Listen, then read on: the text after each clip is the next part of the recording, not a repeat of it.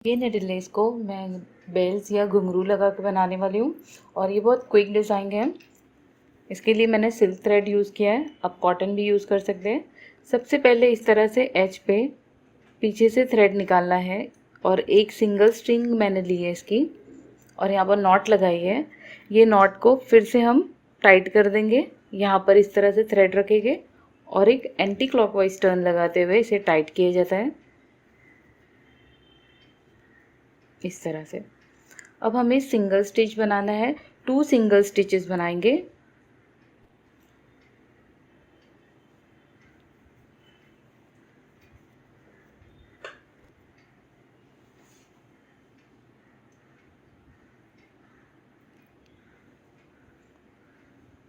One और ये second single stitch.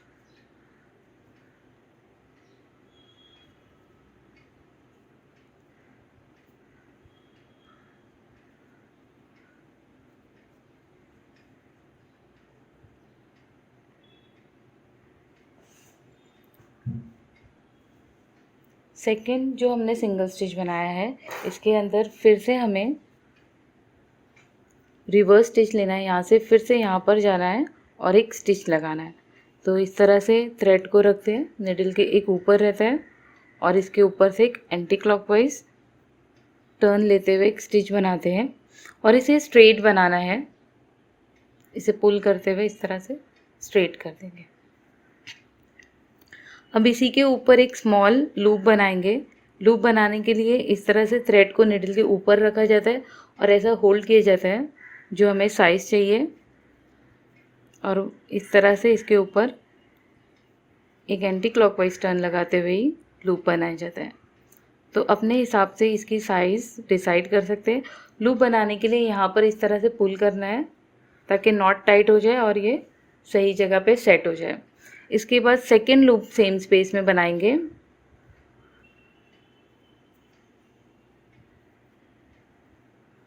अगर आप बिगिनर है तो कॉटन थ्रेड से ट्राई करें। ये सेकेंड मैंने बना दिया है। अब इसी के ऊपर ये जो सेकेंड है इसके ऊपर फिर से हमें थ्रेड को अटैच करना है, तो इस तरह से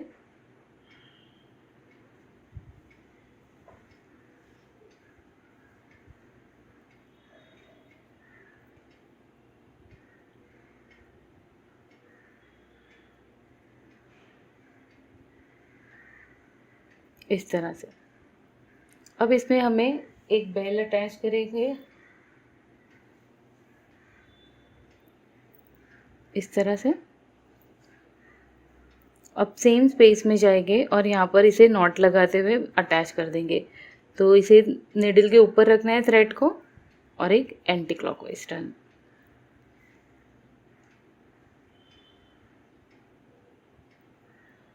इस तरह। तो बेल अटैच हो गई है और लूप बन गया है। अब इसे इस तरह से हमें यहाँ पर अटैच करना है 1 फिंगर का डिस्टेंस रखते हुए।